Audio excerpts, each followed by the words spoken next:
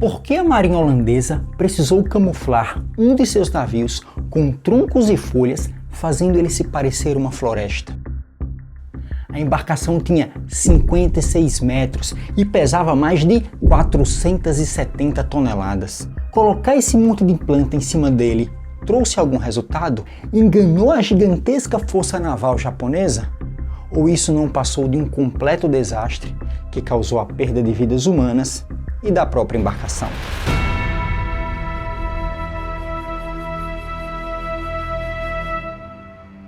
Pois é, a ideia não parecia boa. Uma floresta flutuando no oceano engana um inimigo tão poderoso? Bom, o comandante da embarcação pensou que sim. E ele tomou essa decisão porque estava em um dilema dramático. E essa pareceu ser a única solução para o seu problema. No entanto, para entender isso, precisamos compreender o contexto bélico da época. Guerra do Pacífico. O ano era 1942 e o mundo estava diante dos horrores da Segunda Guerra Mundial. Nesse período, a Holanda tinha uma colônia chamada de Índias Orientais Holandesas, localizadas em um conjunto de ilhas entre a Ásia e a Oceania, hoje conhecido como Indonésia. A coisa estava feia por lá.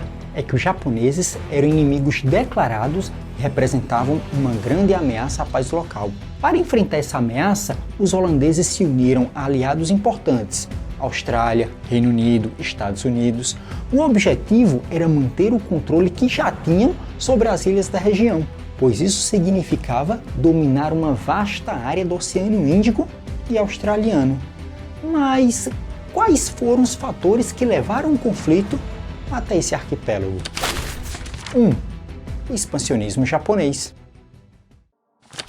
Na metade do século XX, vários países da Ásia não eram independentes. Na verdade, eles eram colônia das potências europeias, que exploravam tudo o que podiam: café, borracha, petróleo, sugavam até a alma. E o Japão, que estava insatisfeito, queria modificar isso a todo custo. Porque era bonzinho? Se iluda, vá! Ele se declarava a luz da Ásia e usava frases de efeito como Ásia para os asiáticos, a fim de defender a criação de um bloco de povos asiáticos autossuficientes.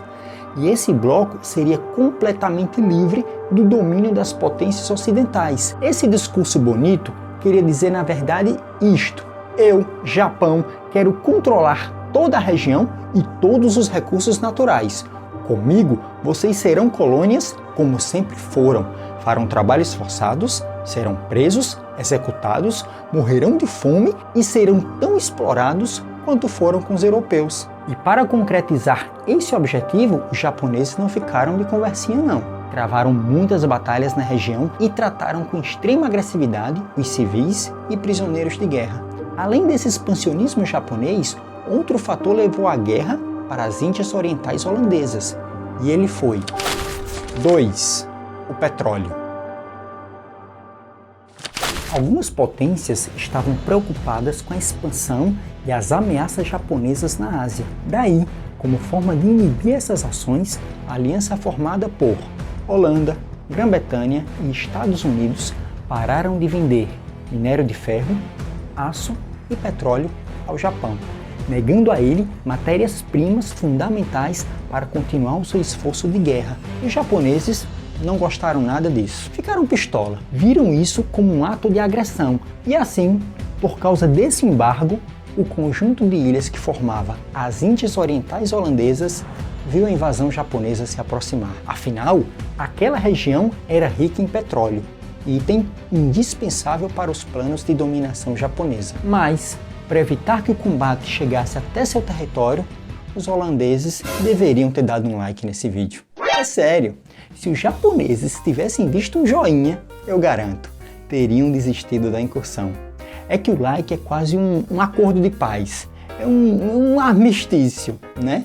Aproveita o embalo e já se inscreve logo também no canal para conhecer mais histórias como essa. Histórias como a da colônia holandesa, que era composta por inúmeras ilhas, algumas pequenas e outras sem muito valor estratégico, já que eram basicamente uma grande floresta com pouca ou nenhuma infraestrutura. No entanto, algumas delas eram importantíssimas, uma vez que tinham cidades relevantes. A ilha de Java era um desses exemplos. Ela tinha cerca de 90% da população local. Era a sede do governo das Índias Holandesas. Tinha importantes bases navais. Possuía em seu território quase todo o exército e a força aérea da região. A ilha era importante. Os aliados não podiam perdê-la. Mas perderam. Sofreram uma derrota desastrosa, feia, triste para os japoneses na Batalha do Mar de Java. Afinal, 10 navios e mais de 2.000 marinheiros foram perdidos. E aí, após a derrota, não teve muito o que fazer. Todos os navios restantes receberam a ordem de fugir. Quero dizer, se retirar para a Austrália, a algumas centenas de quilômetros dali. É nesse momento que os problemas de um desses navios começam a surgir. O Abraham Crayson realmente estava em apuros. É que ele era um navio caça-minas. Sua função era remover ou detonar minas navais, limpando as rotas de navegação e tornando elas mais seguras. E por causa disso, não tinha armamentos adequados para se defender das aeronaves e bombardeios que infestavam os céus da região. No mais, ele estava sozinho, coitado. 3 navios que escoltariam ele foram afundados. Foi aí que o capitão elaborou um plano maluco, que se funcionasse, entraria para a história. Camuflar uma embarcação de 56 metros e mais de 470 toneladas. Fazer ela se parecer uma ilha. Sim, eu disse ilha. Aquela que tem plantas, coqueiro, areia. E aí, para fazer essa imensa façanha, a tripulação cortou árvores e galhos e cobriu o barco inteiro.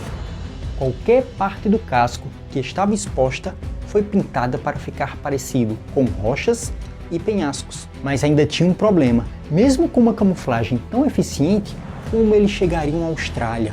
São muitos quilômetros. Eles seriam vistos por navios e aviões inimigos. Para evitar isso, durante o dia, o navio permanecia perto da costa, ancorado e imóvel. O objetivo era tentar se passar por mais de uma das 18.000 ilhas da região.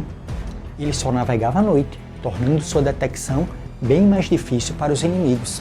Embora parecesse pouco provável, a estratégia deu certo. O Abraham Crayson conseguiu chegar à Austrália. Ele foi o último navio a escapar com sucesso de Java e o único de sua classe a sobreviver. Se você gostou da história, certamente também gostará dessa, em que mostramos uma camuflagem rosa. Por que algum exército usaria ela? Isso de fato funcionou? Valeu, tchau, tchau, combate e conquista.